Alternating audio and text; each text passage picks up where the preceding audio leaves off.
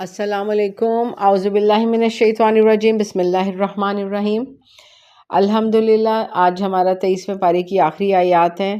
آج ہمارا 23واں پارہ ختم ہو جانا ہے اور سورہ زمر چل رہی ہے ہماری. آیت نمبر ہم آج پڑھیں گے 24.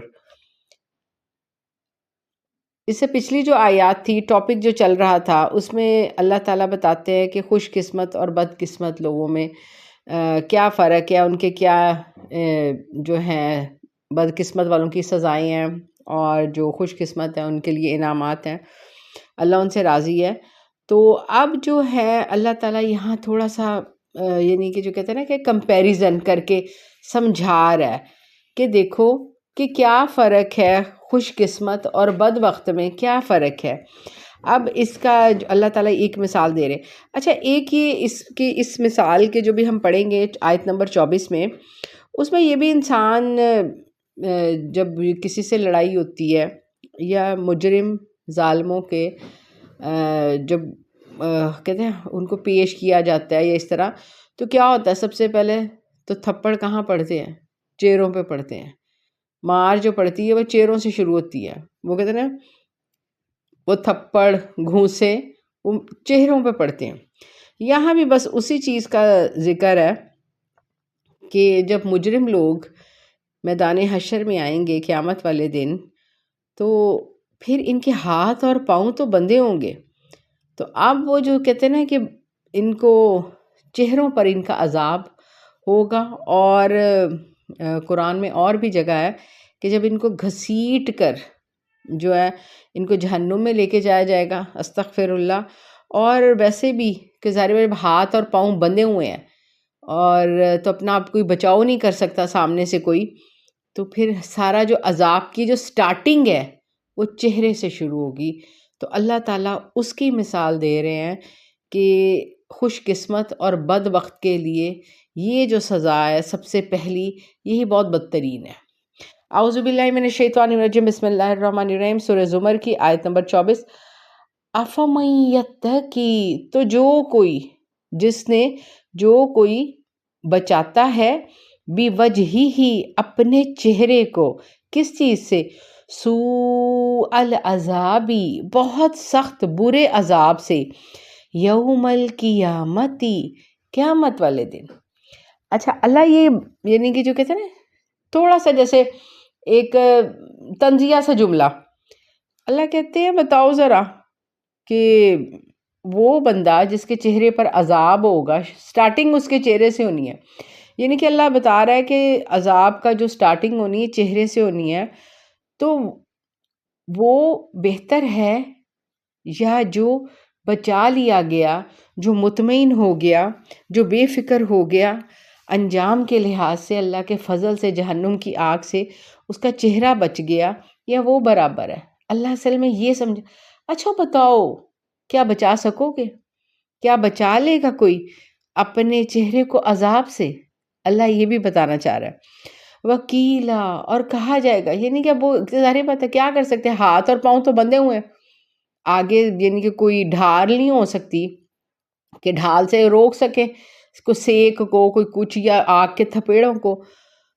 وکیلا، پھر کہا جائے گا، ادھر ادھر منہ موڑیں گے، ادھر ادھر چیخ چیخ کے ادھر ادھر منہ موڑیں گے. اچھا، چہرے میں بڑا اچھا، چہرے کی سکن جو ہوتی ہے نا بڑی قدرتی طور پہ وہ بہت سینسٹیو ہوتی ہے، بہت سینسٹیو ہوتی ہے.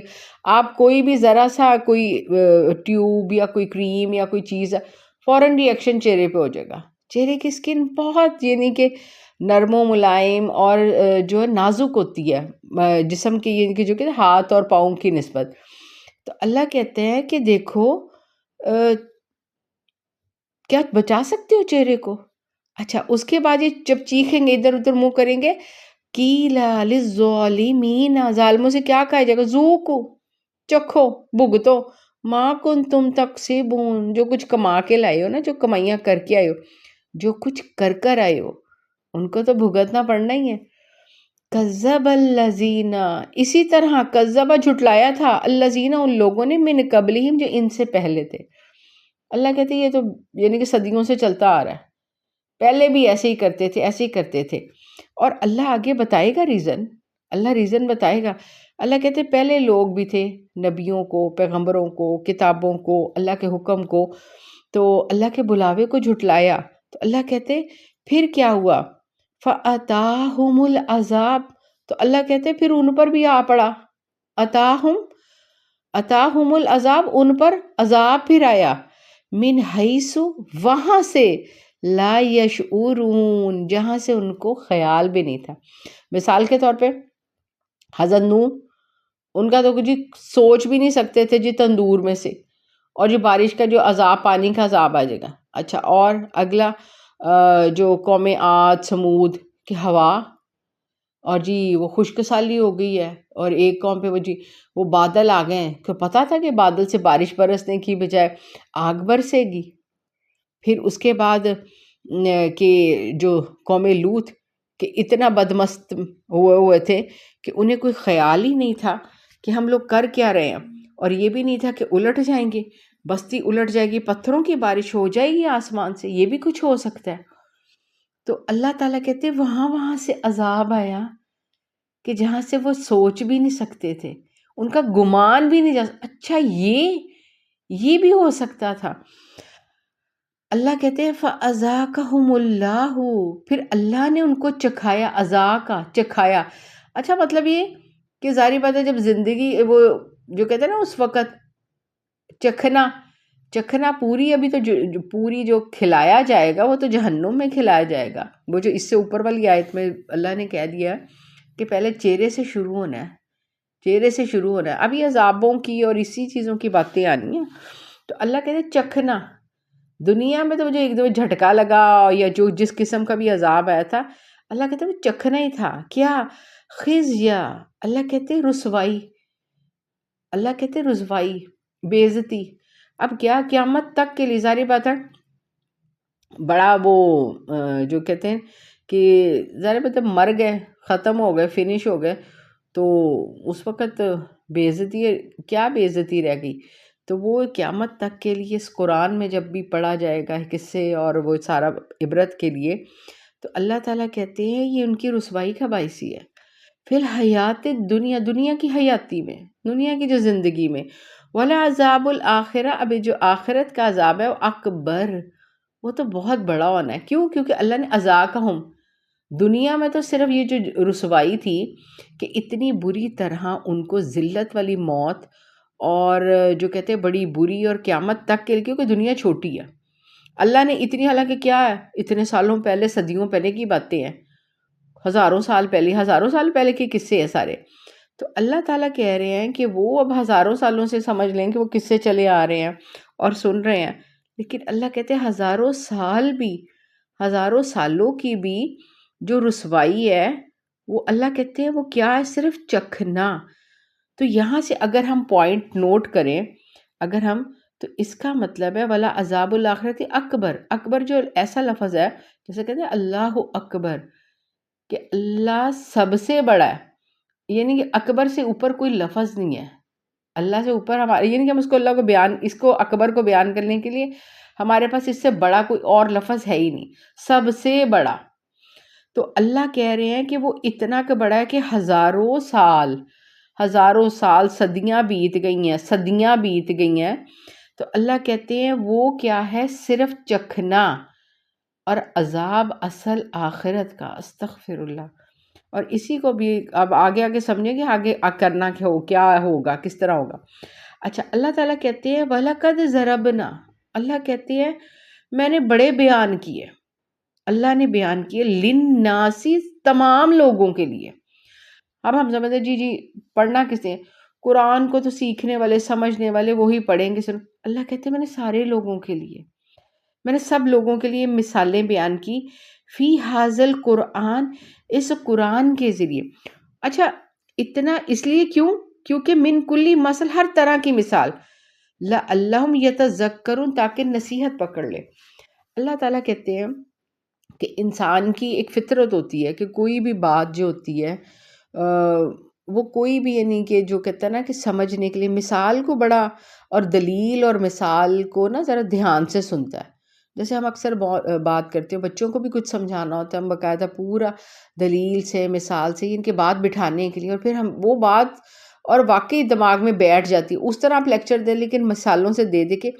اور اللہ تعالیٰ کا بھی یہی ہے کہ آسانی سے بات، اور آسان مثالیں بھی، کہ قرآن کو اگر کوئی عام بندہ، ایک ان پڑھ جاہل بھی سمجھنا چاہے تو اتنی اچھی پیاری اور سیدھی ایسی مثالیں کہ اس کو بھی سمجھ آ جائے.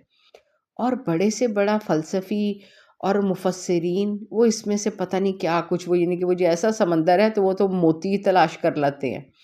تو اللہ تعالیٰ کہتے ہیں کہ صرف دھیان، کہ دیکھو تمہارے سمجھانے کے لیے. اللہ تعالیٰ کہتے ہیں بڑی میں نے مثالیں دی، مثالیں دے کے لوگوں کے لیے. اللہ کہتے ہیں قرآناً عربیاً، یہ قرآن تو عربی زبان میں ہے. عربی زبان جو ان کی اولین مخاطبین کون تھے؟ قریش مکہ، مشرکین مکہ، یہ لوگ تھے، اور بڑے زبان دان تھے. ان کی جو کہتے ہیں اگلی پچھلی نسلیں، ان جیسا تو عربی کوئی بولتا ہی نہیں تھا، اور ان کو پتہ تھا کہ اللہ کہتے ہیں یہ عربی میں ہے. اگر مثال کے طور پہ اگر ہمارے لیے، ہم اجمی لوگ ہیں، اس کو عربی کو ہم ایک لفظ کر کے سمجھ رہے ہیں، اچھا یہ ہے، ہمیں سمجھنا پڑتا ہے، ہمیں اس کا ٹرانسلیٹ کرنی پڑتی ہے. اور پھر جو بڑے عربی والے تھے ان کی گرامر کے ساتھ پڑھنا، پہلے تو چلو سیدھا سمجھنا، اور گرامر کے ساتھ سمجھنا تو بڑا مشکل لگتا ہے. خیر ان کی تو اپنی زبان تھی. اب ہمیں اردو میں کوئی سمجھائے یا ہم اگر پنجابی میں بات کریں، بڑی اچھی سمجھ آتی ہے، بڑی اچھی. ہم کیونکہ نانیوں دادیوں سے ہم لوگ بولتے رہے ہیں، سمجھتے رہے ہیں، ہماری زبان پہ چڑھی ہوئی ہے لفظ، ہمیں پتہ پنجابی کے بھی. اور وہ اللہ کہتے ہیں یہ تو عربی زبان ہے. اللہ کہتے غیر ذی عوج، اللہ کہتے اس میں کوئی کجی نہیں ہے. کجی کا کیا مطلب؟ کہ ان کی مادری زبان ہے، کوئی ٹیڑھی کوئی نہیں ہے، صاف سیدھی باتیں ہیں. اور اللہ تعالیٰ کہتے ہیں، اور سیدھی باتوں میں اللہ کہتے ہیں میں نے اس میں مثالیں دی، اللہ کہتے ہیں میں نے دلائل دیے.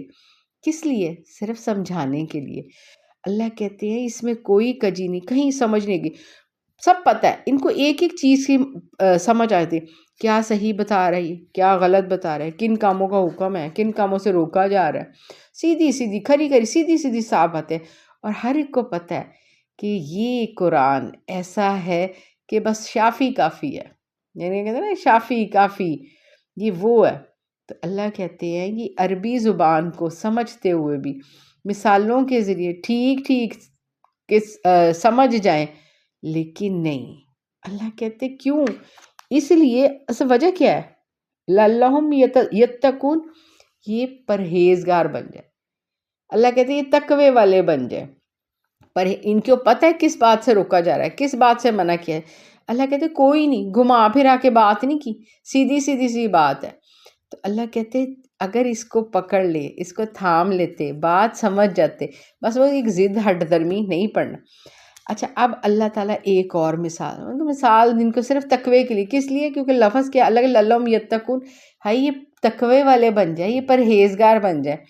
تو اللہ کہتے ہیں ضرب اللہ بیان کر رہا ہے مثلاً ایک مثال. اچھا اب کون سی مثال؟ اللہ کہتے ہیں مثلا رجلا، ایک بندہ ہے، فیہ اس مثال میں ایک بندہ ہے. اچھا اب وہ کیا ہے؟ مطلب ایک غلام ہے، وہ کیا ہے؟ شرکاء، تو کئی شریک ہے، متشاکسون، آپس وہ ضدی ہٹ دھرم یعنی کہ غصے والے، وہ رجلاً، اور ایک شخص ہے، سلمن، اور سالم خالص، لی رجلاً ایک، یعنی کہ اللہ بتا رہا ہے ایک غلام ہے، اس کا یعنی اس کے کئی، یعنی کہ ایک ملازم ہے، وہ کئی گھروں میں کام کرتے ہیں، جیسے ہماری کاموں والیاں ہوتی ہیں. اور پھر کیا ہوتا ہے؟ ہم کہتے ہیں ادھر آئی ہے ہماری طرف نہیں آئی. ہمارا تو ان کی جو مین جو لڑائی ہوتی ہے، ان کے گھر کام کر گئی، ہمارے گھر کام نہیں کر گئی، آج ادھر کیوں پہلے گئی ہے، ہمارے گھر پہلے کیوں نہیں آئی. اور اللہ تعالیٰ کہتے ہیں متشاکسون، آپس میں ضدی، مطلب ہے کہ ہر کوئی اس کو ٹوکتا ہے، پہلے ساڑھے گھر کام کر، پہلا ساڑھا کم کر، یہی ہوتا ہے. تو وہ جی میرا وہ آپس میں کہ کئی گھروں میں کام کر رہا ہے وہ بندہ، اور اس کے جتنے مالک ہیں وہ سارے ضدی بھی ٹائپ کے ہیں، ضدی غسیلے. اور وہ اچھا ایک رجلاً سلمن، تو ایک جو ہے وہ خالص ہے، اس کا ایک ہی ہے، بس وہ ایک بندے کا نوکری کرتا ہے. اب وہ دونوں غلام کیا ہوگا، وہ مطمئن ہے، ایک ہی گھر کا کام پھڑیا ہوا بس، ایک بس اتنے آرام نہ صبح جانا شام تک کوئی اسی گھر کا کام کر کے چلو جی اپنے گھر آرام سے سکون سے، نہ کسی باجی کی اور کی سننی پڑتی ہے، نہ کسی اور مالک کی سننی پڑتی ہے. تو اللہ تعالیٰ کہتے ہیں بتاؤ حل یستویانی مثلا، دونوں مثالیں کیا برابر ہیں؟ اب ایک نے کئی کی ٹانگیں پھنسائی ہوئی ہیں، اب وہ صحیح ہے یا جو ایک ہی سے صحیح ہے؟ اللہ یہاں کیوں بتا رہا ہے یہ؟ اللہ تعالیٰ کہتے ہیں اس وجہ سے یہ ساری میں مثال کیوں دے رہا ہوں. اللہ کہتے ہیں یہ اس وجہ سے تاکہ تمہیں پتہ لگ جائے کہ ایک اللہ کو چھوڑ کر، ایک اللہ کو چھوڑ کر یہ جو تم نے کئی خدا بنائے ہوئے ہیں، کتنی سوچیں، دنیا کو بھی راضی کر رہے ہیں. اب اتنے خداؤں کو اللہ کہتے ہیں انے دل چ بسائے ہوئے ہیں خدا، تو اللہ کہتے ہیں کتنے جھوٹے معبودوں کو خوش کرتے پھرو گے، ایک اللہ کو راضی کر لو. اللہ تیری رضا کے لیے ہم یہ کام کر رہے ہیں، ایک اللہ کو صرف راضی کرنے کی فکر میں لگ جاؤ، سکون سے ہو جاؤ گے. وہ کہتے ہیں نا رب راضی سب راضی، یہاں سب کو راضی کرنے کی ہم کہتے کوشش کر رہے ہیں، اسی لیے سب راضی بھی کبھی بھی نہیں سب راضی ہوں گے، اور رب تو پھر ناراض ہوگا. یہاں اللہ یہ بتانا چاہ رہا ہے، اللہ کہتے ہیں جب تم اللہ کو راضی کر لو گے تو پھر کسی اور کی خوشنودی کی ضرورت نہیں ہے. انسان پھر وہ کئی مالکوں والا جو ہے نا، کئی جو بٹا ہوا ہے، وہ پھر ظاہر بات ہے وہ خوش نہیں رہ سکتا، وہ کشمکش میں ہی ہے. پتہ نہیں کس مالک کو خوش کروں، کیڑے مالک نو خوش کراں، کتھے اینوں خوش کراں، اینوں خوش کراں، ایدی گل پوری کراں، ایدی گل پوری کراں. اللہ کہتے ایک اللہ نے تو تمہیں پوری زندگی کا یہ قرآن تمہیں تھما دیا، نبی صلی اللہ علیہ وسلم بھیج دیے، اور انہوں نے باقاعدہ اسوہ حسنہ ایک ایک عمل کر کے دکھایا. زندگی کا کوئی پہلو، زندگی کا کوئی رشتہ، زندگی کا کوئی قدم میں تمہیں چھوڑا نہیں، ہر چیز اللہ اور اللہ کے رسول کے صلی اللہ علیہ وسلم کے مطابق کر لو، سب کچھ ٹھیک ہو جائے گا. لیکن نہیں، تم نے بڑے جھنجھٹوں میں اپنے آپ کو ڈال لیا ہے. تو اللہ تعالیٰ الحمدللہ، یاد رکھو ساری کی ساری تمام کی تمام تعریفیں صرف اللہ ہی کے لیے ہیں. بلکہ اکثرہم، اب یہ ان کی الحمدللہ ایک اللہ صحیح ہے نا، بس ایک والا راضی، وہ جس نے اس کو ایک کو راضی کر لیا، ایک مالک کو راضی کر لیا، اس کی دنیا بھی بن گئی، اس کے سب راضی ہو جائیں گے. اللہ سب کو راضی کروائے گا. یہ ایک اللہ الحمدللہ، یعنی کہ اللہ اس میں یہ اتنی سی ان کی جو بات میں نا کہ اگر آپ نے اس ایک اللہ کو راضی کر لیا نا، اللہ سب کو، جو کہتا ہے نا جو اللہ سے ڈرتا ہے سب اس سے ڈرتے ہیں، اللہ سب کو راضی کروائے گا. تو اللہ تعالیٰ کہتے ہیں الحمدللہ بل اکثرہم، لیکن جو اکثریت ہے لا یعلمون، یہ جانتے نہیں ہیں کہ رب کو منا لو سب مان جائیں گے، سب مان جائیں گے. رب کو منا لو سب کچھ ٹھیک ہو جائے گا، رب کو راضی کر لو سب راضی ہو جائیں گے. اللہ یہ بتا رہا ہے. اچھا اب یہ جو اگلی آیت ہے، یہ جو آخری بالکل اس کی جو آیت ہے، آخری جو 2 آیات ہیں اس کی، سورہ یہ 23ویں پارے کی سورہ زمر کی جو آیتیں ہیں، یہ کفار مکہ جو تھے یہ نبی صلی اللہ علیہ وسلم کے قتل کی سازشیں کرتے تھے. اب انہوں نے دیکھا کہ جو معاملہ صحیح نہیں ہو رہا، کہیں ان کا داؤ پیش نہیں چلتا تھا، ہر طرح سے انہوں نے تنگ کرنے کی کوشش کی. پھر ان کے بس ایک ہی لفظ ہے کہ نعوذ باللہ کہ اگر محمد صلی اللہ علیہ وسلم فوت ہو جاتے نا، بس پھر سارا کچھ صحیح ہو جائیں گے. تو ہر وقت چالیں، دعائیں، بد دعائیں اور آرزویں کہ نبی صلی اللہ علیہ وسلم کی موت کی کرتے رہتے تھے. تو اللہ نے پھر اس کا جواب دیا. یعنی کہ ان دنوں میں جب یہ آیتیں اتر رہی تھیں، بڑی یعنی کہ سمجھ لیں کہ بڑی سرگرم ہوئی تھی ان کی محفلوں میں، نبی صلی اللہ علیہ وسلم کی موت کو ڈسکس کیا جا رہا تھا کہ یہ اس کو فنش کر دو تو یہ یا فنش خود بخود ہو جائے گا کسی طرح بھی، تو سب معاملہ فنش ہو جائے گا. اچھا اللہ تعالیٰ کہتے ہیں انکا، بے شک آپ، میتن، بے شک کہ اے میرے محبوب آپ کو بھی مرنا ہے. وَإِنَّهُمْ، یاد رکھیں یہ زندہ انہوں نے بھی نہیں رہنا، انہم یہ بھی میتون، مرنے والے ہیں.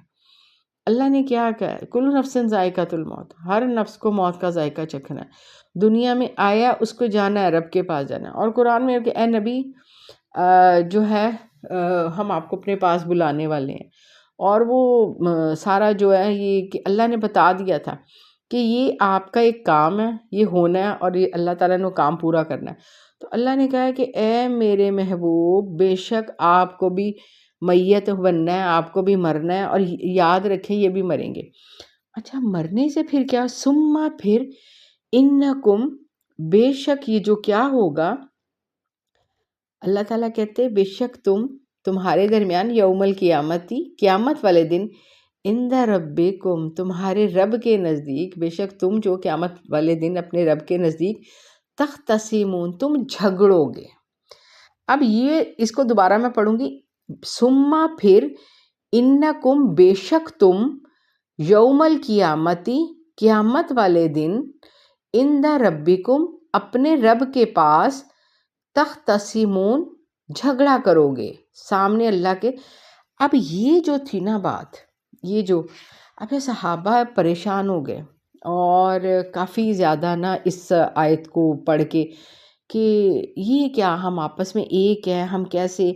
اور عبداللہ بن جو عمر تھے وہ تو کہتے کہ ہم کافی سالوں تک نا یہ آیت پڑھے تھے کہ لو ہم کیسے لڑیں گے، کہ تم اپنے رب کے نزدیک، اپنے رب کے ہاں جا کر تم لڑو گے، یعنی کہ اس کا مطلب تم میں سب آ جاتے ہیں، تم میں سب یعنی کہ تم، یعنی کہ اسپیشل یہ نہیں کہا کہ کافر لڑیں گے، اللہ نے کہا لوگوں کی بات ہے، اللہ نے کہا سب لڑیں گے۔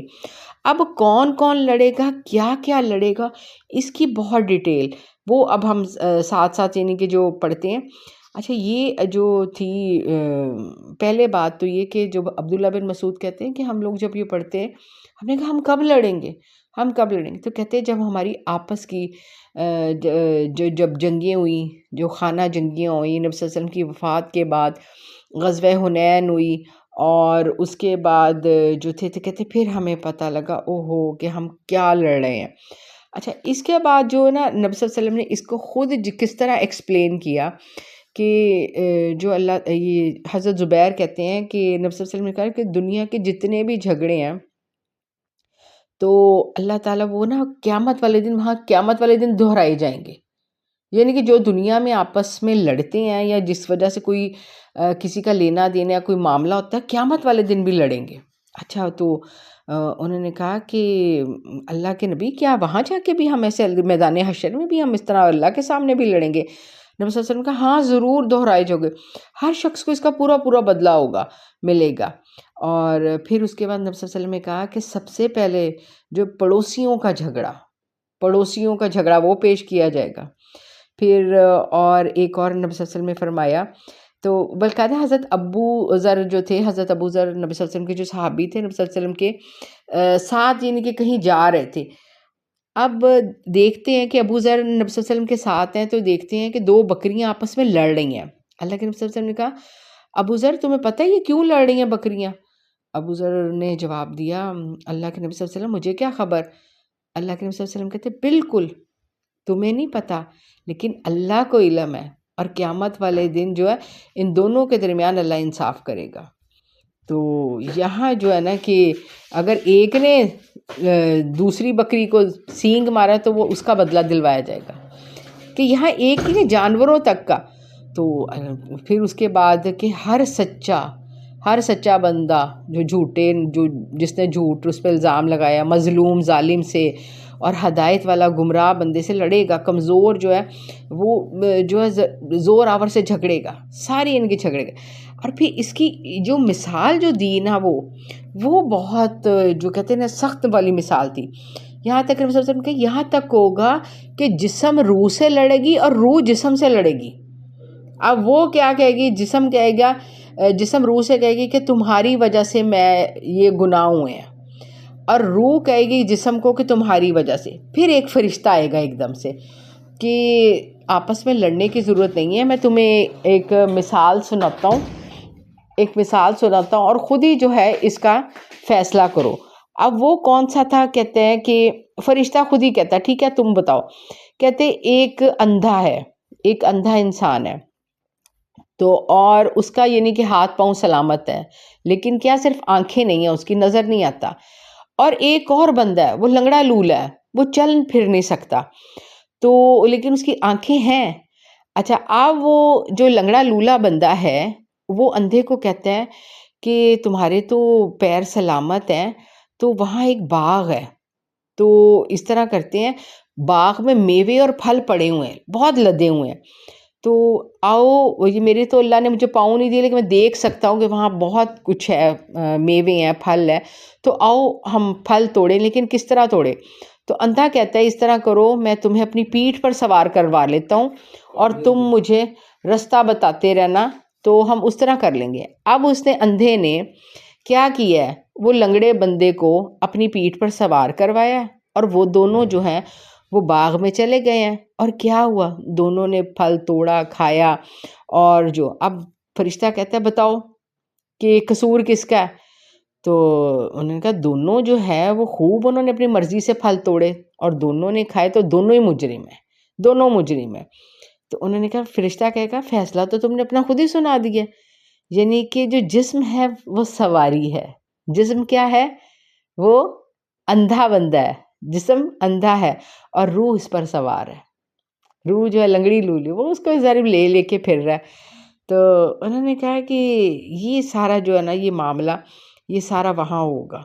تو پھر وہ ابو ہریرہ سے بھی تو روایت ہے کہ جس شخص کے ذمہ کسی کا بھی کوئی حق ہوگا، چاہے دنیا میں اس نے نبی صلی اللہ علیہ وسلم نے بڑی تاکیدن کہا تھا، اس کو چاہیے کہ دنیا میں معافی تلافی کرا کے اپنے آپ کو حلال کر لے، تو کیونکہ آخرت میں درہم اور دینار تو ہونے نہیں ہیں.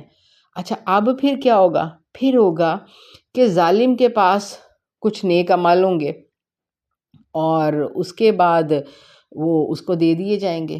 جو مظلوم آئے گا کہ بھائی اس نے یہ میرا حق مارا، یہاں تک کہ، اور اس کی یہ جو بڑی ڈیٹیلز جو تھی وہ ابو ہریرہ سے ہی روایت ہے. اس کو پھر دوسرا یعنی کہ ڈیٹیل سے کہتے کہ رسول اللہ نے خود اس طرح سوال کر کے پوچھا، اچھا بتاؤ کہ مفلس کون ہے؟ تو صحابہ نے کہا کہ اللہ کے نبی صلی اللہ علیہ وسلم، مفلس تو وہ ہے کہ جس کے پاس نہ رقم ہے نہ نقدی ہے. تو نبی صلی اللہ علیہ وسلم کہتے ہیں کہ نہیں، میری امت کا مفلس وہ شخص ہوگا قیامت والے دن کہ بہت سے نیک عمل ہوں گے، نماز، روزے، زکوٰۃ، مگر اس حال میں کہ دنیا میں کسی کو گالی دی ہے، کسی پر تہمت لگائی ہے، کسی کا مال ناجائز کھایا، کسی کو قتل کرایا، مار پیٹ کی، کسی پر ذرا ظلم کیا. اللہ نے سارے جو ہے نا ان کے بدلے میں اس کی نیکیاں دیتے رہنا، دیتے رہنا، دیتے رہنا. اچھا، اب اس کی نیکیاں تقسیم ہوگی. اب تو پھر وہ بھی کھڑے ہیں بندے کہ اللہ کے نبی، ابھی اللہ جی ابھی تو ہمارا حساب رہتا ہے. تو پھر اللہ کیا کہے گا، اس طرح کرو، تمہارے گناہ اس کو دے دو. اب ان لوگوں کون نہیں چاہے گا کہ ہائے ہمارے گناہ کسی طرح ہم سے الگ ہو جائے، ہمارے گناہ ہم سے دور ہو جائے. اب ان بندوں کے جو آواز اٹھائیں گے ان کے گناہ ظالم کے پاس پہنچ جائیں گے. اور کیا ہو گیا، یہاں تک کہ نیکیاں تو اس کی ختم ہو گئی. اب یہاں نبی صلی اللہ علیہ وسلم باقاعدہ اس کو ایکسپلین کرتے ہوئے یعنی کہ کہا پھر وہ ان سب کے اپنے گناہ بھی بھگتے گا اور ان کے گناہ بھی بھگتے گا. اچھا، پھر یہ ایک چیز رہ جائے گی، وہ کیا رہ جائے گی؟ صرف ایمان نہیں دیا جائے گا. کیوں؟ کیونکہ وہ ظاہر بات ہے نماز، روزہ، زکوٰۃ ایمان کے ساتھ وہ کرتا رہا. اب وہ صرف اپنے معاملات زندگی کی وجہ سے وہ ظاہری بات ہے کیا ہوا، اپنی نیکیاں بھی گوا بیٹھا، دوسروں کا گناہ بھی اپنے سر لے لیے. تو پھر اس کے بعد صرف ایمان باقی رہ جائے گا. اب ایمان جو ہے نا اتنی بڑی چیز ہے. اللہ ان کی یہ بھی ہے کہ اسلام اور ایمان یہ انسان کے کتنا بچا لے گا. پھر جب ساری سزائیں بھگت لی، اپنی بھی سزائیں بھگت لی، ان کی بھی سزائیں بھگت لی، پھر آخر ایمان والا، اسلام والا امتی اللہ کہیں گے لو کڈو انہوں باہر، اور پھر اس کو ہمیشہ ہمیشہ کے لیے جہنم سے نکال کے جنت میں بھیج دیا جائے گا. یعنی کہ جو ہے نا کہ بے دین بندے کا پھر اس وقت کیا کہیں گے کافر، کاش ہم مسلمان ہوتے. ہم پیچھے ہی پڑ چکے ہیں، کاش ہم مسلمان ہوتے. تو یہاں پھر جو کہتے ہیں اللہ کے نبی صلی اللہ علیہ وسلم نے پھر باقاعدہ ان کی بڑا دھیان سے ان کو بتایا کہ ہائی ایمان جو ہے نا وہ نہ بیچنا. اب یہاں ایک اور مجھے ایک دم سے یاد آئی ایمان کی بات سے، ایک صحابی کے گھر چوری ہو گئی تو وہ سب افسوس کرنے کے لیے آئے کہ بہت بڑا آپ کا نقصان ہو گیا اور اس طرح. تو وہ صحابی بڑے مطمئن، تو کہتے ہیں الحمدللہ، دنیا کا مال تھا، اللہ نے دیا تھا، کوئی بات نہ، اللہ نے واپس لے لیا، شکر ہے، ایمان نہیں گیا. تو یہ پھر جو ہے نا، اس کو اللہ کے نبی صلی اللہ علیہ وسلم کس طرح ایکسپلین کیا. اللہ کہتے ہیں دنیا میں ایمان کو معمولی نہ سمجھنا، لیکن قرب قیامت ایمان تو ہے، لوگ ہم سمجھتے نہیں ایمان. وہ کہتے ہیں ایمان ککھ دا بھی، ایمان لکھ دا بھی.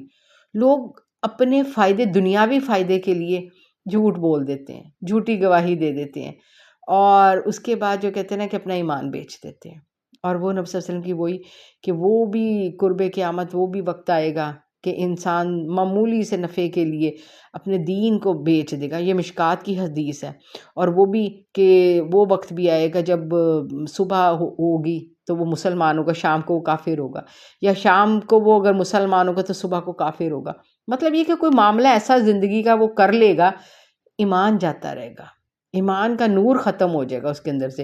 اور پھر وہ بھی جو یہاں ایک دم سے وہ بھی مجھے یاد ہے، کہتے ہیں ایک دم جب بات ایک دم سے یاد آ جاتی ہے کہ جب انسان کو غلطی کرتا ہے، گناہ کرتا ہے، ایمان نور کے پرندے کی طرح ہوتا ہے سر پر ہر وقت.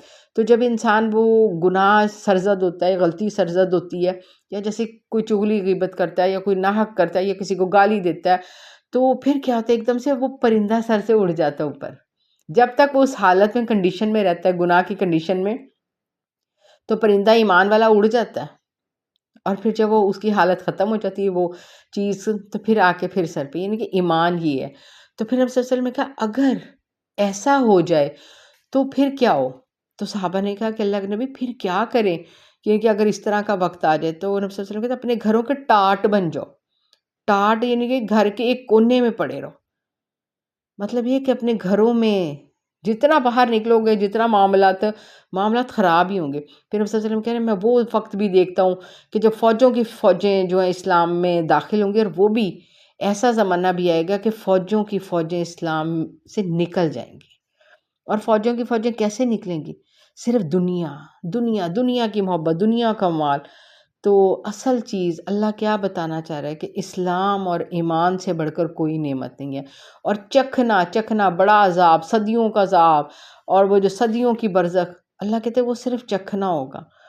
اللہ کہتے ہیں اس چیز کو معمولی نہ سمجھے، آخرت بہت بڑی ہے، آخرت اکبر ہے، آخرت اکبر ہے. اللہ یہ بتانا چاہ رہا ہے ان آخری آیات میں. تو اس کو اگر ہم کے اکثر آپ نے بھی مر جانا، میں نبی صلی اللہ علیہ وسلم انہوں نے بھی مر جانا قیامت والے دن، تم ضرور اللہ کے آگے جھگڑیا کرو گی، یہ گہری ہے، اتنی سی صرف یہ جو آخری آیت ہے 31 نمبر آیت، یہ بہت بہت گہری آیت ہے کہ ہائے کون سے جھگڑے. تو اپنے کو کہتے گونگے بہرے اندھے، وہ کہ اب گونگے بہرے اندھے بن جاؤ، کسی کی بات کا جواب مت دو، کسی کے جھگڑوں میں مت الجھو. اور اس کے بعد جو ہے نا چغلیاں، غیبت، اور وہ جو کہتے ہیں نا کہ اپنی یہ سب، یہ کیا ہے، شیطان انسان کو کہاں سے کہاں پہنچا دیتا ہے. تو اس چیز کا جو کہتے ہیں اپنا ایمان بچا لو، اپنا اسلام، دائرہ اسلام میں رہتا، اپنے ایمان کو بچا لو، اپنے ایمان کی حفاظت کر لو. نیکیاں اتنی محنت کرتے ہو، نماز روزے اتنا سب کچھ کرتے ہو، ان کی حفاظت کر لو. تو یہ نہ ہو کہ کل اکاؤنٹ خالی ہو جائے، کیا ہے، صرف کتنی سی بات ہے. وہ صحیح مسلم کی جو پوری بتائے کہ ہائی کسی کو گالی دی ہوگی، ہائی کسی کا حق مارا ہوگا، یا کسی پر تہمت لگائی ہوگی. تو کیا تھا وہ اتنی سی جو بات کہ کیا آنکھ کے ابرو کا اشارہ، وہ بھی کسی کو کتنی تکلیف دیتا ہے. یہاں تک کہ آپ کہیں محفل میں بیٹھے ہوئے کسی دوسرے بندے کو دیکھتے ہو، آپ کسی کے کان میں بات کر رہے ہو، اس بیچارے کو پتہ نہیں، اگر وہ اس کے بارے میں بات بھی نہیں ہوگی، لیکن اس کو جو ایک ذہنی اذیت کوفت ہوگی، بھائی میرے بارے میں تو نہیں کہیں بات کر رہے، میں کپڑے میرے صحیح لگ رہے ہیں، میری جوتی صحیح لگ رہی ہے، میرے بارے میں تو نہیں کچھ کہہ رہے. وہ جو اس کو اذیت اپنے مومن بھائی بہن کو آپ نے دی ہے، حالانکہ آپ اپنی کوئی بات کرے کوئی راز، لیکن اتنے سے عمل کو بھی دین میں منع کیا گیا. دین آپ نے کیوں کسی کو ذہنی اذیت اور وہ کہ اتنا بھی غلط فہمی کہ غلط. اور پھر وہ کیا کہا گیا، کہ بدگمانی سے بچو، 100 طویلیں لو اپنے بہن بھائی لو. وہ وہاں اس نے فون مجھے دیکھتے کیوں بند کر دیا، اس نے ایک دم سے بات کرتے کرتے کیوں خاموش ہو گیا. وہ یعنی کہ کوئی بھی بدگمانی تو سیدھا یعنی کہ جو کفر کی طرف لے کے جائے، یہ ایمان بہت بڑی ہے کہ بالکل جو کہتے ہیں نا ہم ان چیزوں کو نہیں سمجھتے، یہ جو کہتے ہیں نا کہ ہم سمجھتے ہیں کہ اصل چیز بس کہ نماز، قرآن، عبادات، تو یہ ہمارا ایمان ہے. یہ ایمان نہیں ہے. ایمان ہے آپ کا معاملات زندگی، آپ کا بیہیویئر، آپ کس طرح کے، آپ کا چال چلن، آپ کا رہنا سہنا، آپ کا ملنا جلنا، آپ کا دوسروں کو ٹریٹ کرنا. تو یہ جو ہے نا آپ کا بچنا، آپ کو اپنی زبان کو روک دینا، یہ ہے نا یہ صبر، یہ چیزیں ایمان ہے. یہ چیزیں ایمان اور اسلام ہے، اور یہ جو ہے یہی تلنی ہے. تو اللہ تعالیٰ ہمیں صحیح ایمان اور کی حفاظت کرنے کی، تو اللہ ہمارے ایمان کی حفاظت کرے. اللہ ہم اپنے ایمان کی حفاظت نہیں کر پا رہے. یا رب العالمین ہمیں دین کی وہ والی سمجھ عطا کر کہ اللہ ہم اپنے اسلام اور ایمان کے قلعے کو اللہ سلامت رکھیں. یا رب العالمین ہمیں ایمان میں ترقیاں نصیب فرما. یا رب العالمین ہمیں ایمان کی وہ دولت نصیب فرما جو اللہ کسی کو، یعنی کہ اللہ وہ ہماری دولت کم نہ ہو. اللہ ہمیں وہ جو اللہ بلندیوں تک، جنت الفردوس کی بلندیوں تک لے کے جائے. اللہ نبی کے جو ہے کہ اللہ نبی کی جو نبی کے گروپ میں شامل ہو، نبی کے جھنڈے تلے ہو، اللہ پہلی صفوں میں شامل ہو، اللہ عزتوں والے معاملے ہوں، اللہ میدان حشر میں اللہ کوئی جھگڑا ہمارے ساتھ نہ ہو. اللہ ہم کسی کے ساتھ نہ جھگڑے، نہ ہم سے کوئی جھگڑے، نہ ہم جھگڑے نہ کوئی ہم سے جھگڑے. اللہ ایسا ہمیں ایمان نصیب فرما، اللہ ایسا ہم میں اسلام نصیب فرما. اللہ ہم پورے کے پورے اسلام میں داخل ہوں. صدق اللہ العظیم. انشاءاللہ کل 24واں پارہ شروع کریں گے. اللہ ذلت والی محتاجی سے بچائے، محتاجگی والی زندگی، محتاجگی والی بیماری، محتاجگی والی موت سے بچائے. خاتمہ بالخیر ہو، خاتمہ ایمان پہ ہو. اللہ سب کو عافیت میں رکھے. اللہم انی اسألک العفو والعافیہ فی الدنیا والآخرہ. اللہ رحم کر دے مومنوں پر، مسلمانوں پر. اللہ ظالموں کو نیست و نابود کر دے. یا رب العالمین سب ماؤں بہنوں بیٹیوں کی دعائیں ان کے اپنے حق میں، ان کے پیاروں کے حق میں قبول فرما. اللہ بیماروں کو شفائے کاملہ عاجلہ عطا فرما. اللہ ایسی صحتیں شفائیں دے دے. اللہ کوئی بیماری باقی نہ رہے. اللہ تجھے اللہ تیری عزت کا واسطہ، اللہ تیری رحمت کا واسطہ کہ تو نے اللہ حضرت ایوب کے لیے اللہ تو نے پانی میں شفا ڈال دی. اللہ تو دوائیوں میں شفا ڈال دے. اللہ خوراکوں میں شفا ڈال دے. اللہ ہماری دعاؤں میں شفا ڈال دے. اللہ جی جو بیمار ہیں ان کو صحت تندرستیاں عطا فرما. اللہ یا رب العالمین جو قرض دار ہیں ان کے قرضے اتار دے. اللہ جو بے رزق ہیں اللہ ان کے رزق حلال کے اللہ فراوانیاں کر دے، رزق حلال کے وسیلے دے دے. یا رب العالمین جو بچے بچیوں کے رشتوں کے لیے پریشان ہیں اللہ انہیں نیک اللہ جی اور صالح اور قسمت والے زوج عطا فرما. جو شادی شدہ جوڑے ان کو اپنے گھروں میں خوش و خرم آباد رکھنا. یا رب العالمین جو بچیاں اللہ خاص طور پر اللہ جنہوں نے دعاؤں کے لیے کہا ہے اللہ تعالیٰ انہیں تو صحت تندرستیوں والے اللہ نیک صالح اولاد عطا فرما دے. اللہ نیک صالح صحت مند تندرست اللہ اپنے محبوب کے امتی عطا فرما دے. یا رب العالمین جہنم سے آزادی کے پروانے جاری کرنا. اللہ ہمارا نام اس میں ہو. یا اللہ جی یہ جنت الفردوس میں نبی کی کلونی میں گھر دینا. اللہ اپنے مقربین میں شامل فرما دینا. اللہ جس پہ تیری رضاؤں کی مہر ہو، تیری خوشنودی کی مہر ہو، اللہ وہ والی اللہ معاملات ہمارے ساتھ کر دینا. اللہ اپنے مقربین میں شامل فرما دینا جو تیرے صبح شام دیدار کریں گے. یا رب العالمین سب کی دعائیں قبول فرما. ربنا تقبل منا انک انت السمیع العلیم وتب علینا انک انت التواب الرحیم. سبحانک اللہم وبحمدک نشہد ان لا الہ الا انت نستغفرک ونتوب الیک. سبحان ربک رب العزۃ عما یصفون وسلام علی المرسلین والحمد للہ رب العالمین. وصلی اللہ تعالی علی خیر خلق محمد وعلی آلہ اصحابہ اجمعین برحمتک یا ارحم الراحمین. السلام علیکم ورحمۃ اللہ وبرکاتہ.